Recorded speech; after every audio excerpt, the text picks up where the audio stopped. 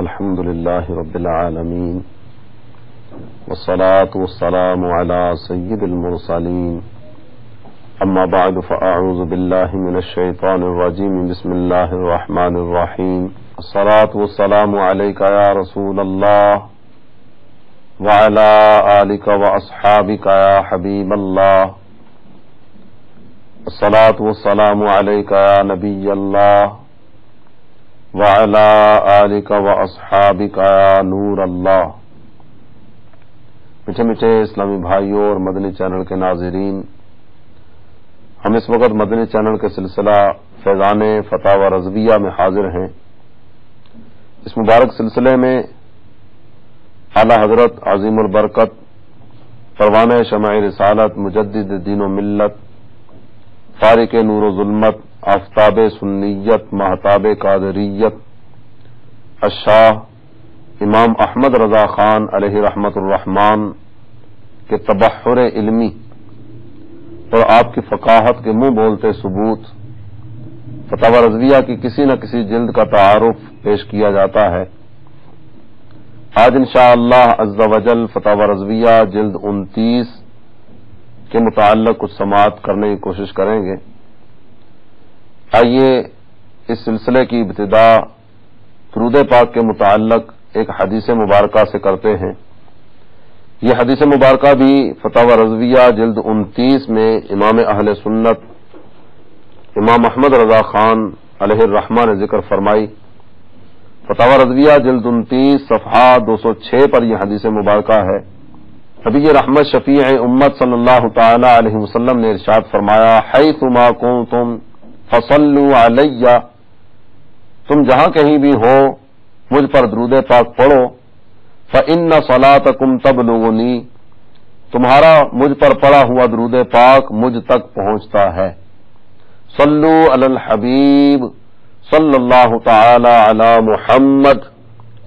وعلی آلہ وصحبہ وبارک وسلم۔ میٹھے میٹھے اسلامی بھائیوں اور مدنی چینل کے ناظرین، فتاوی رضویہ کی جلد نمبر 29، اس میں مجموعی طور پر اعلی حضرت عظیم البرکت سے 215 سوالات پوچھے گئے اور آپ نے ان 215 سوالوں کے جو جوابات عطا فرمائے، ان جوابات کا مجموعہ فتاوی رضویہ جلد 29 آپ کے سامنے ہے۔ یہ جلد 215 سوالات کے جوابات پر مشتمل ہے اور مجموعی طور پر 749 صفحات پر مشتمل ہے۔ بنیادی طور پر یہ جلد مسائل کلامیہ و اعتقادیہ پر مشتمل ہے، لیکن اس کے علاوہ بھی جس طرح کہ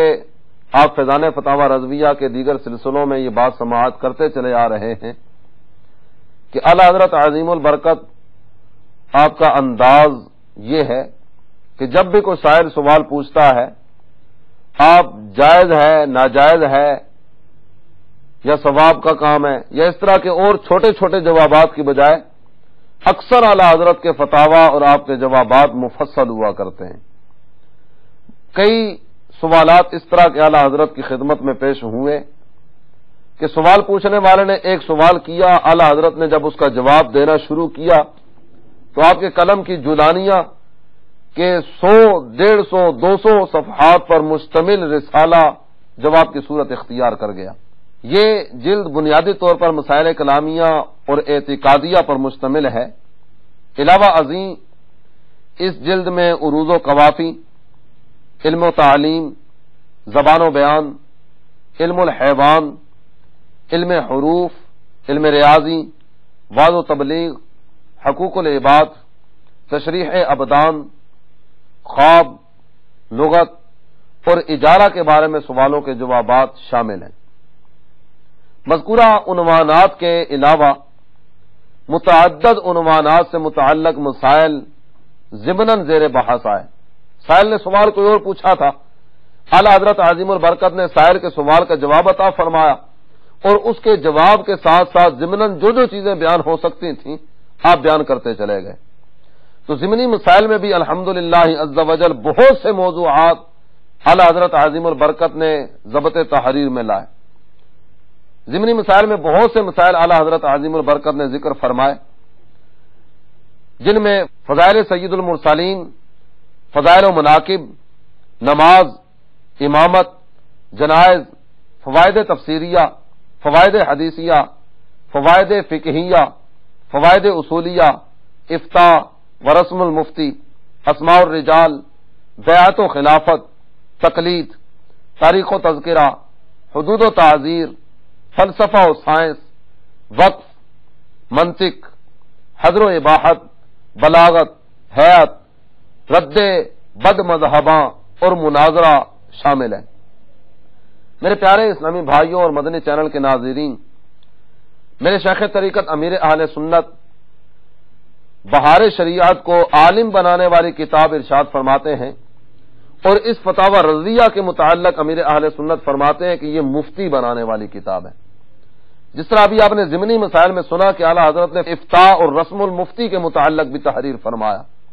تو یہ ہر جلد میں اعلیٰ حضرت کا انداز ہے کہ ضمنی مسائل میں بھی بہت سے موضوعات کو آپ چھیڑتے چلے آتے ہیں، اور یہ حقیقت ہے کہ جو فتاوی رضویہ کو اچھے انداز سے پڑھ لے وہ الحمدللہ عز وجل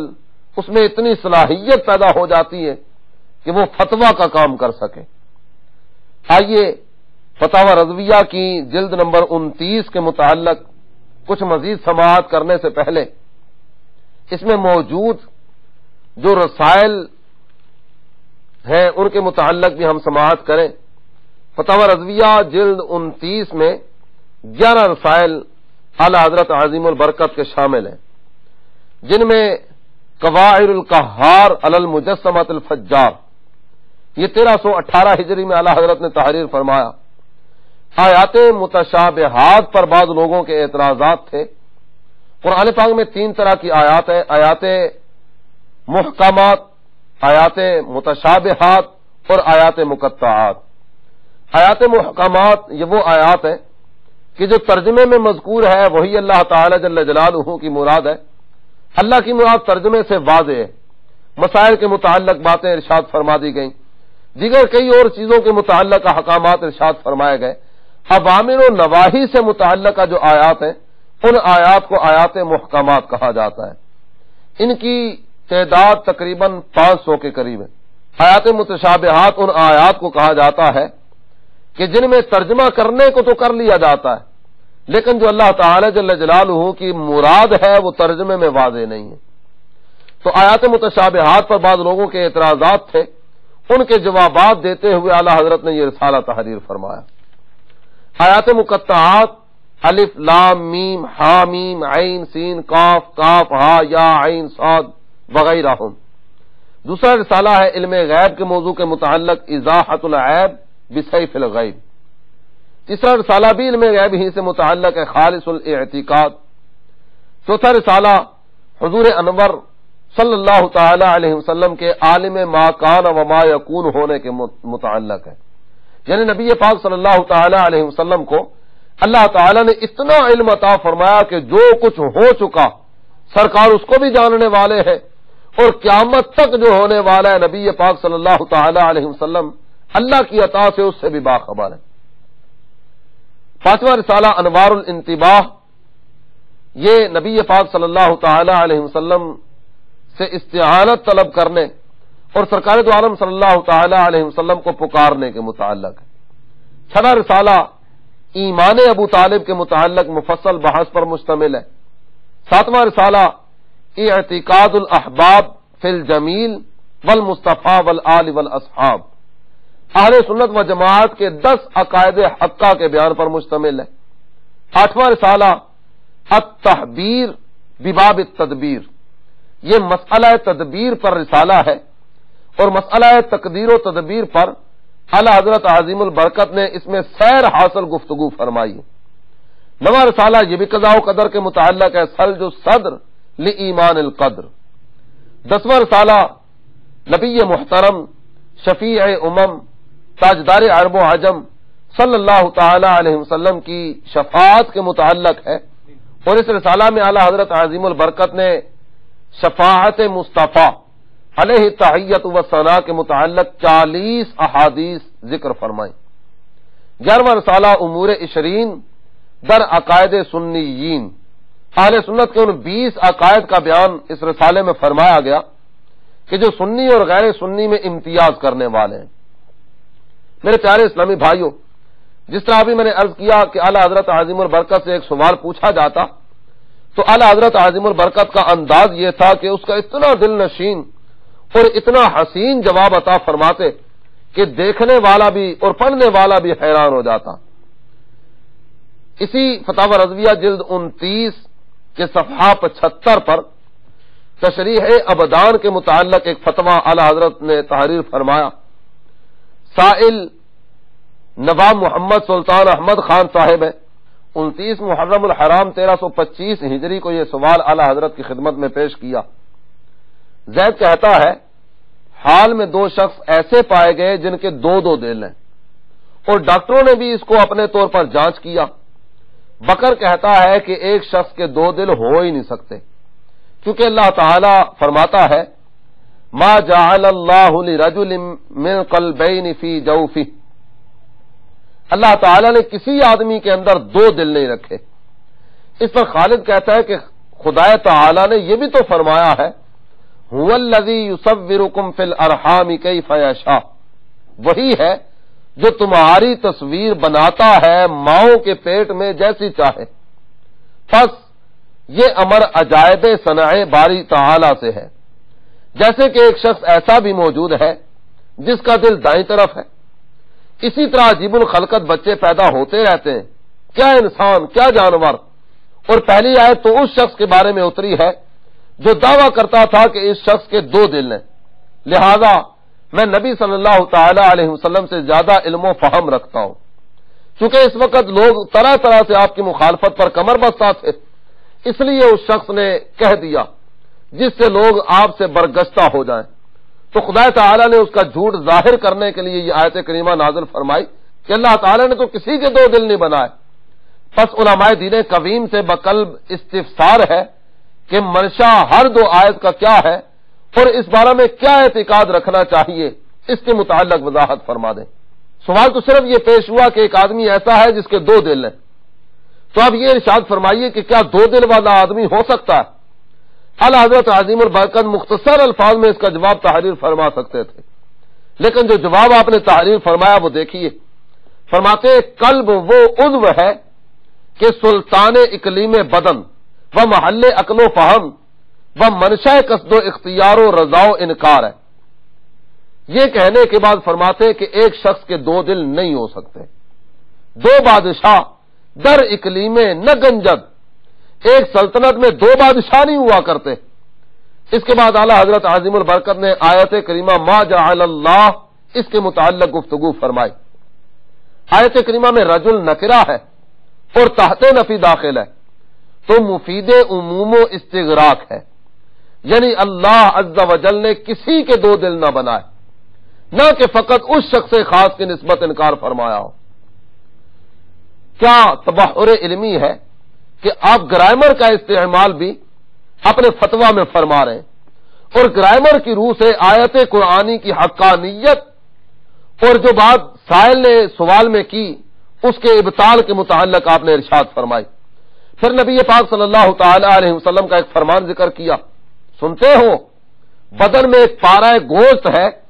کہ وہ ٹھیک ہے تو سارا بدن ٹھیک رہتا ہے، اور وہ بگڑ جائے تو سارا بدن بگڑ جاتا ہے، سنتے ہو وہ دل ہے۔ تو اگر کسی کے 2 دل ہوں، ان میں ایک ٹھیک رہے ایک بگڑ جائے، پہلے آیت پیش فرمائی پھر حدیث ذکر فرمائی،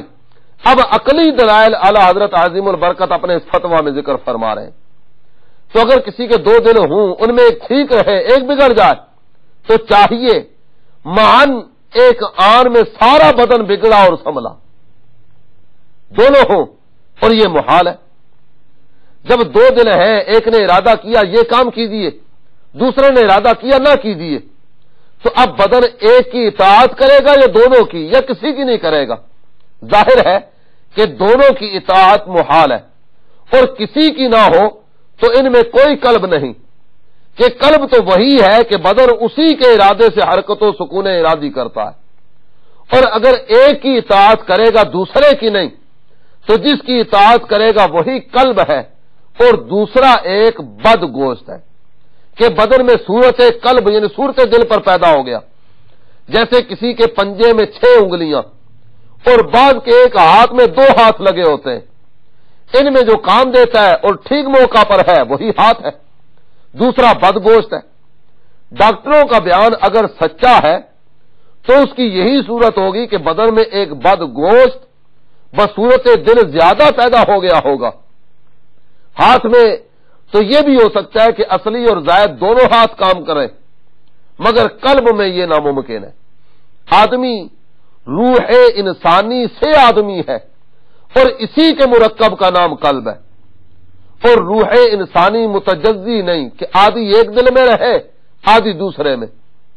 تو جس سے وہ اصالتاً متعلق ہوگی تو وہی قلب ہے، دوسرا سلب ہے۔ آیت کریمہ میں یصورکم فی الارحام کیف یشاء فرمایا ہے کہ ماں کے پیٹ میں تمہاری تصویر بناتا ہے جیسی وہ چاہے، یہ نہیں فرمایا کہ کیف تشاؤون وبتخیلاتکم تخترعون، جیسی تم چاہو اور اپنے خیالات میں گھڑو ویسی ہی تصویر بنا دے، یہ محض باطل ہے۔ اور اس نے اپنی مشیت بتا دی کہ کسی کے جوف میں میں نے 2 دل نہیں رکھے۔ میرے پیارے اسلامی بھائی اور مدنی چینل کے ناظرین، آپ نے اعلی حضرت کا یہ فتویٰ دیکھا، سب سے پہلے آپ نے قرآنی آیت کو ذکر فرمایا، پھر آپ نے حدیث مبارکہ کا بیان فرمایا، اور حدیث مبارکہ ذکر فرمانے کے بعد عقلی دلائل سے بھی اپنے اس فتوے کو مزین فرمایا۔ یہ اعلی حضرت عظیم البرکت کا انداز فتویٰ ہے۔ پھر اس کے بعد ایک موقع پر اعلی حضرت عظیم البرکت سے ایک سوال کیا گیا کہ کچھ لوگ اللہ تعالی جل جلالہ کے متعلق یوں ذکر کرتے ہیں کہ اللہ عز وجل معاذ اللہ ثم معاذ اللہ عرش پر بیٹھا ہوا ہے، اور اس پر وہ دلیل پیش کرتے ہیں الرحمن علی العرش استوى، کہ رحمان نے عرش پر استوا فرمایا، استوا کا مطلب ہے وہ بیٹھا ہوا ہے۔ اعلی حضرت عظیم البرکت نے اس کا جواب یہ تحریر فرمایا، حاشا، یہ ہرگز عقیدہ اہل سنت کا نہیں، وہ مکان و تمکن سے پاک ہے، نہ عرش اس کا مکان ہے نہ دوسری جگہ، عرش و فرش سب حادثات ہیں اور وہ قدیم ازلی ابدی سرمدی، جب تک یہ کچھ نہ تھے وہ کہاں تھا، جیسا جب تھا ویسا ہی اب ہے، اور جیسا اب ہے ویسا ہی عبدالآباد تک رہے گا۔ عرش و فرش سب متغیر ہے، حادث ہے، فانی ہے، اور وہ اور اس کی صفات تغیر و حدوث و فنا سب سے پاک ہے۔ استوا پر اجماع نقل کرنے کی کیا حاجت ہے؟ سائل نے ذکر کیا تھا کہ اس استوائے عرش پر علماء کا اجماع ہے۔ اعلی حضرت فرماتے ہیں کہ استوا پر اجماع نقل کرنے کی کیا حاجت ہے، خود رحمان فرماتا ہے الرحمن علی العرش استوى، مگر اعتقاد اہل سنت کا وہ ہے جو ان کے رب عز وجل نے راسخین فی العلم کو تعلیم فرمایا۔ میرے پیارے اسلامی بھائی اور مدنی چینل کے ناظرین، یہ ذکر کرنے کے بعد اعلی حضرت عظیم البرکت نے آیات کریمہ ذکر فرمائی، پھر اس کے بعد سیدہ ام المؤمنین ام سلمہ رضی اللہ تعالی عنہا کا ایک فرمان ذکر فرمایا۔ آپ اس آیت کریمہ کے متعلق فرماتی ہیں الاستواء معلوم والکیف مجہول والایمان بہ واجب والسؤال عنہ بدعہ۔ استواء معلوم ہے، اللہ نے فرمایا کہ الرحمن علی العرش استوى، وہ بڑا مہر والا اس نے عرش پر استوا فرمایا جیسا کہ اس کی شان کے لائق ہے۔ اب قرآن نے کہہ دیا اللہ نے استوا فرمایا تو استوا معلوم ہے، کیفیت مجہول ہے، استوا کی کیفیت کیا ہے، اور اس پر ایمان لانا واجب ہے کہ قرآن نے فرمایا کہ رحمان نے عرش پر استوا فرمایا، لیکن اس کی تفتیش کرنا، اس کے متعلق سوالات قائم کرنا، یہ گمراہی ہے۔ میرے پیارے اسلامی بھائی اور مدنی چینل کے ناظرین، اللہ تعالی جل جلالہ کہ عرش پر استوا کے متعلق اعلی حضرت نے یہ عظیم فتویٰ تحریر فرمایا۔ اس کے بعد جس طرح میں نے ابتدا میں عرض کیا کہ اعلی حضرت عظیم البرکت نے مختلف رسائل کی صورت میں جو جوابات ارشاد فرمائے، ان میں سے 11 رسائل فتاوی رضویہ جلد 29 کی زینت بنے۔ ان میں ایک اہم رسالہ قوارع القہار علی المجسمۃ الفجار، بعض فاجروں کی طرف سے اللہ تعالی جل جلالہ کی جسمیت کے متعلق باتیں کی گئیں کہ معاذ اللہ ثم معاذ اللہ، اللہ تعالی جل جلالہ کا بھی ایک جسم ہے۔ تو اعلیٰ حضرت عظیم البرکت نے اس کا رد کرنے کے لیے ایک پورا رسالہ تحریر فرمایا۔ یہ رسالہ فتاوی رضویہ جلد 29 کے صفحہ 119 سے شروع ہوا اور 200 تک، یعنی تقریباً 81 صفحات پر محیط یہ رسالہ آپ نے صرف اس ایک سوال کے جواب میں تحریر فرمایا۔ اس میں اللہ تعالی جل جلالہ کی تنزیہ کے متعلق اہل سنت کے عقائد ذکر فرمائے۔ نمبر ایک تو یہ کہ اللہ تعالی ہر عیب و نقصان سے پاک ہے۔ نمبر دو، سب اس کے محتاج ہیں، وہ کسی چیز کی طرف کسی طرح کسی بات میں اصلاً احتیاج نہیں رکھتا۔ نمبر تین، مخلوق کی مشابہت سے منزہ ہے۔ اب اللہ تعالی جل جلالہ کا جسم ہو تو اس کی مخلوق کے ساتھ مشابہت ہو گئی، تو اللہ تعالی مخلوق کی مشابہت سے منزہ ہے۔ نمبر چار، اس میں تغیر نہیں آ سکتا، ازل میں جیسا تھا ویسا ہی اب ہے اور ویسا ہی ہمیشہ ہمیشہ رہے گا۔ یہ کبھی نہیں ہو سکتا کہ پہلے ایک طور پر ہو پھر بدل کر اور حالت میں ہو جائے۔ نمبر پانچ، وہ جسم نہیں، جسم والی کسی چیز کو اس سے لگاؤ نہیں۔ نمبر چھ،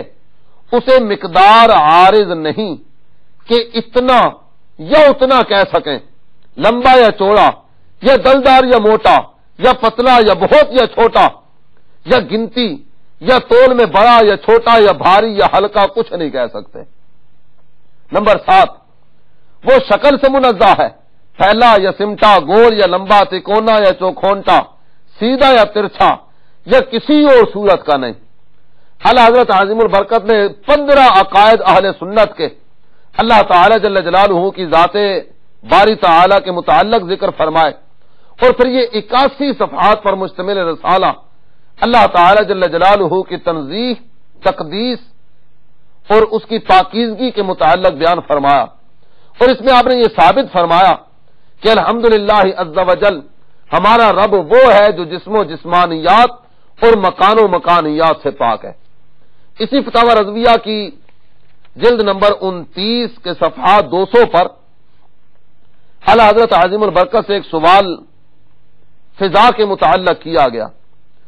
سوال یہ تھا کہ انگریزوں کے یہاں بدلائل عقلیہ ثابت ہے کہ آسمان کوئی چیز نہیں ہے، اور یہ جو نیلی چیز نظر آتی ہے اور محسوس ہوتی ہے یہ آسمان نہیں، یہ فضا ہے، اور یہ اختلاف لیل و نہار، دن کا آنا رات کا چلے جانا، پھر رات کا آ جانا اور دن کا چلے جانا، یہ سب حرکت زمین ہے اور نہ ستاروں کی حرکت ہے۔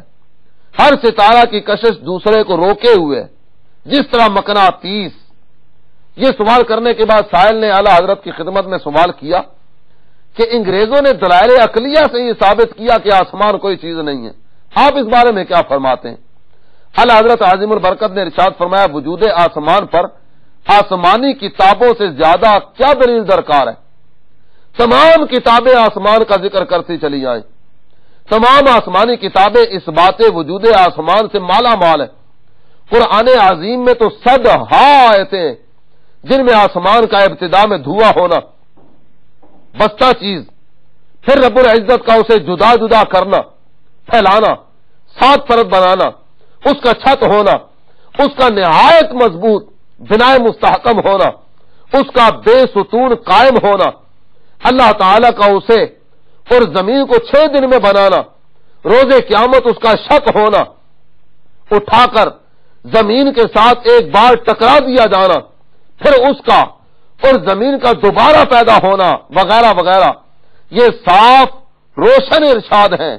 کہ ان کا انکار نہیں کر سکتا مگر وہ جو اللہ عز و جل کا ہی منکر ہو۔ یہ کہنے کے بعد اعلیٰ حضرت عظیم البرکت نے اور بھی دلائل وجود آسمان پر ذکر فرمائے۔ میرے پیارے اسلامی بھائی اور مدنی چینل کے ناظرین، اعلیٰ حضرت کی خدمت میں اگر کسی نے عالمانہ سوال کیا تو آپ کی ذات وہ ذات ہے کہ عالمانہ جواب دیا، اگر کسی نے ماہرانہ سوال کیا تو اعلیٰ حضرت نے اس کو ماہرانہ جواب عطا فرمایا، اگر سائنسی سوال آیا تو آپ نے سائنسی سوال کا سائنسی جواب عطا فرمایا۔ الغرض یہ کہ سائل نے جس سوال کو جس انداز میں اعلی حضرت کی خدمت میں پیش کیا، اعلی حضرت عظیم البرکت نے اسی انداز میں اس کا جواب عطا فرمایا، اور کبھی بھی کوئی ایک موقع بھی ایسا پردے سننے میں نہیں آیا کہ اعلی حضرت کی خدمت میں سوال پیش ہوا ہو اور آپ نے یہ کہہ کر جواب دینے سے انکار کر دیا ہو یا معذرت کی ہو کہ اس سوال کا جواب میں نہیں دے سکتا۔ یہاں فتاوی رضویہ جلد 29 کے صفحہ 332 پر اعلی حضرت عظیم البرکت سے ایک سوال کیا گیا، اور یہ سوال علم نجوم کے متعلق ہے۔ حالت مندرجہ ذیل کب واقع ہوگی؟ نجومیوں کا ایک طریقہ ہوتا ہے کہ وہ ستاروں کی چالیں دیکھتے رہتے ہیں، یہ ستارہ اس کے سامنے آ گیا، یہ ستارہ اس انداز میں ہو گیا، ایسے یہ ہو گیا، اسے وہ ہو گیا، اور پھر اس کے مطابق اپنے وہ اٹکل چلاتے رہتے ہیں کہ اب یہ ہونے والا ہے، اب یہ ہو جائے گا۔ اعلی حضرت سے سوال ہوا حالت مندرجہ ذیل کب واقع ہوگی؟ زہرہ برج حوت میں طالع ہوا اور قمر برج سلطان میں بنظر تسلیس زہرہ ہو، لیکن بتربیع و مقابلہ مریخ ناظر بزحل نہ ہو، امید کے ماہران علم حیات جواب باثواب دیں گے۔ اعلی حضرت عظیم البرکت نے جب یہ سوال آیا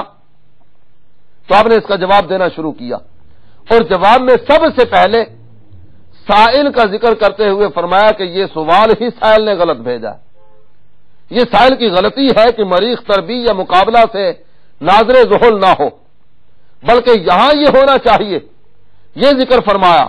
اور اس کے بعد کچھ مزید سیاروں کا ذکر کرنے کے بعد اعلی حضرت فرماتے ہیں کہ یہ جس حالت کا ذکر کیا گیا کہ یہ حالت اس انداز میں ہوگی،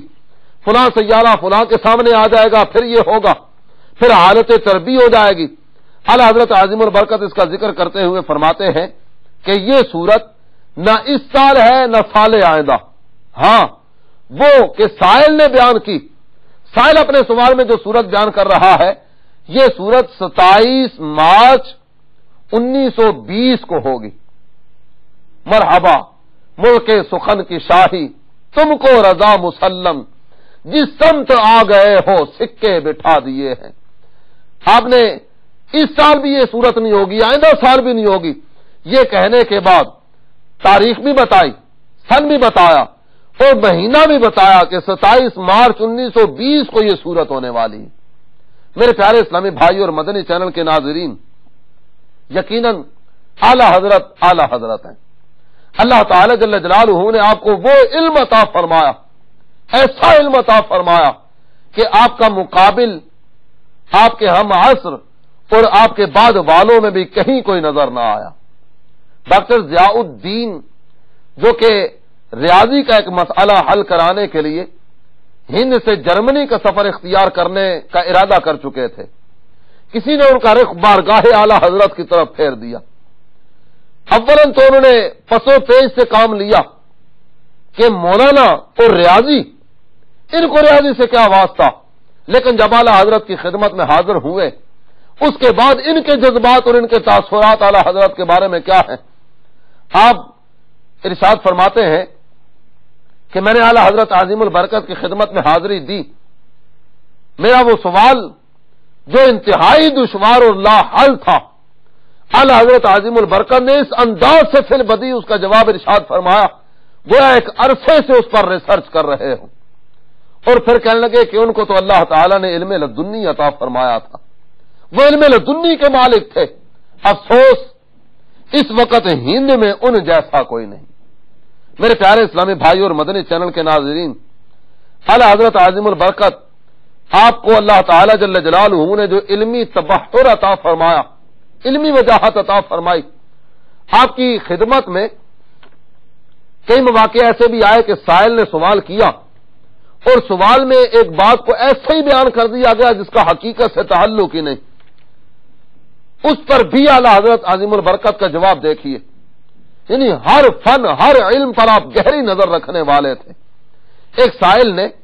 نبی پاک صلی اللہ تعالی علیہ وسلم کے علم غیب کی نفی کے متعلق ایک سوال کیا، اور سوال میں ایک بات بیان کی کہ امام احمد بن حنبل نے خواب میں دیکھا کہ رسول اللہ صلی اللہ تعالی علیہ وسلم کو امام احمد نے پوچھا یا رسول اللہ صلی اللہ تعالی علیہ وسلم میری کتنی عمر باقی ہے؟ آپ صلی اللہ تعالی علیہ وسلم نے 5 انگشت اٹھائیں، 5 انگلیاں اٹھائیں. پھر امام احمد بن حنبل برائے تعبیر محمد بن سیرین کے پاس آئے. انہوں نے فرمایا خمس لا يعلمها الا هو، 5 اشیاء وہ ہیں جن کو اللہ کے سوا کوئی نہیں جانتا. معلوم ہوا کہ نبی پاک صلی اللہ تعالی علیہ وسلم کو غیب کا علم نہیں تھا. اگر سرکار کو علم غیب ہوتا تو وہ جواب دیتے کہ اے احمد تمہاری عمر اتنی باقی ہے. یہ بات بیان کرنے کے بعد سائل نے اعلی حضرت کی خدمت میں پوچھا کہ آپ بتائیے آپ اس کے متعلق کیا فرماتے ہیں؟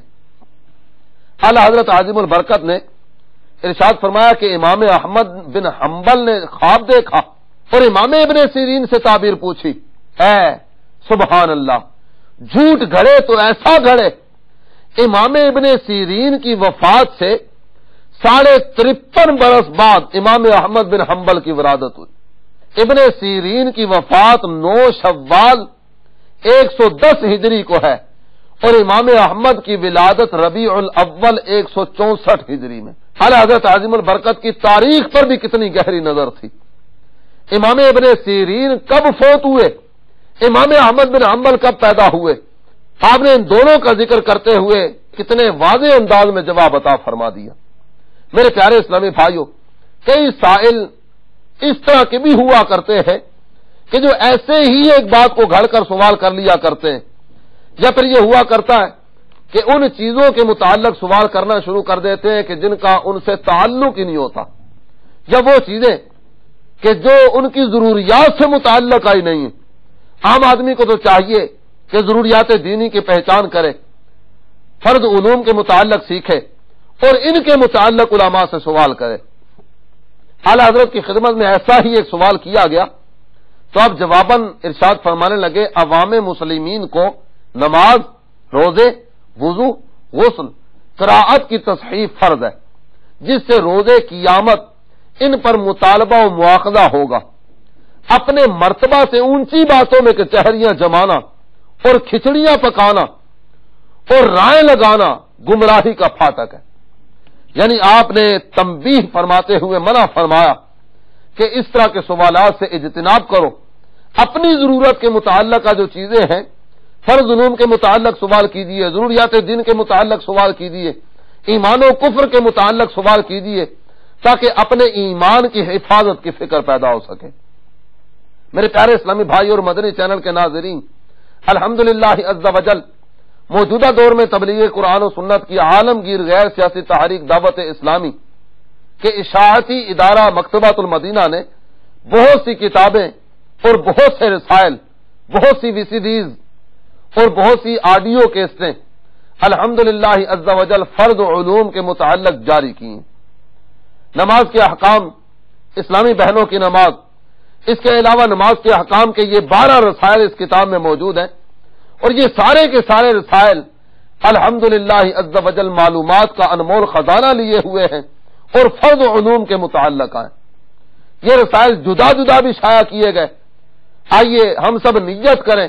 کہ انشاءاللہ عز وجل نماز کے احکام کو پڑھیں گے. اسلامی بہنیں نیت کریں کہ اسلامی بہنوں کی نماز کو پڑھیں گی،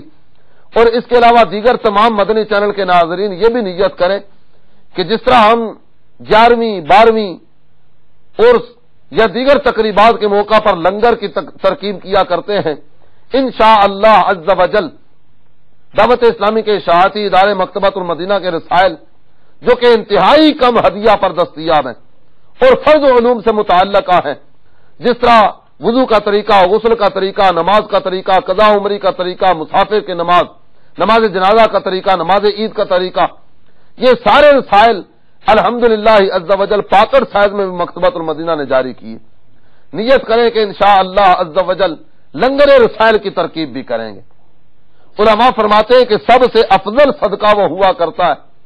کہ جس دور میں مسلمانوں کو جس چیز کی زیادہ ضرورت ہو وہ مسلمانوں تک پہنچائی جائے. آج الحمدللہ عز وجل مسلمانوں کے پاس سب کچھ ہے، اگر کمی ہے تو وہ صرف اور صرف یہ کہ مسلمان دینی ضروریات کو نہیں پہچانتا.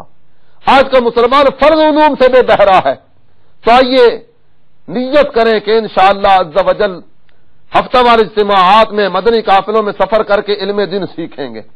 اور جو سیکھیں گے سب کو سکھاتے چلیں گے، دیے سے دیے کو جلاتے چلیں گے، لنگر رسائل کی ترکیب بنائیں گے، ہر ماہ اپنی آمدنی میں سے کچھ نہ کچھ حصہ لنگر رسائل کے لیے مختص کر دیں گے، اپنی گلی میں، اپنے محلے میں، اپنے دوست احباب کو، اپنے اعزاء و اقارب کو، جاننے والوں کو، نہ جاننے والوں کو، ہر ایک تک انشاءاللہ عز و جل یہ رسائل پہنچا کر نیکی کی دعوت کو عام کرتے چلے جائیں گے۔ اللہ عز و جل اعلی حضرت عظیم البرکت کے علم و عرفان کا صدقہ ہم سب کو فرض علوم اور علم نافع کی دولت عطا فرمائے۔ اعلی حضرت عظیم البرکت کی عبادات و ریاضات کا صدقہ اللہ تعالی ہم سب کو نماز پنجگانہ با جماعت ادا کرنے کی توفیق عطا فرمائے، آمین بجاہ النبی الامین صلی اللہ تعالی علیہ وسلم۔ ابھی جو آپ نے سلسلہ ملاحظہ فرمایا، اس کے بارے میں اپنے تاثرات اور مدنی مشورے 0312-492-1389 اور 0301-2612-176 پر SMS یا فیڈ بیک @madanichannel.tv پر میل کر سکتے ہیں۔ یہاں فیضان گے کس کا، امام احمد رضا کا ہوا گھر گھر میں یہ چرچا، امام احمد رضا کا، امام احمد رضا کا، امام احمد رضا کا، امام احمد رضا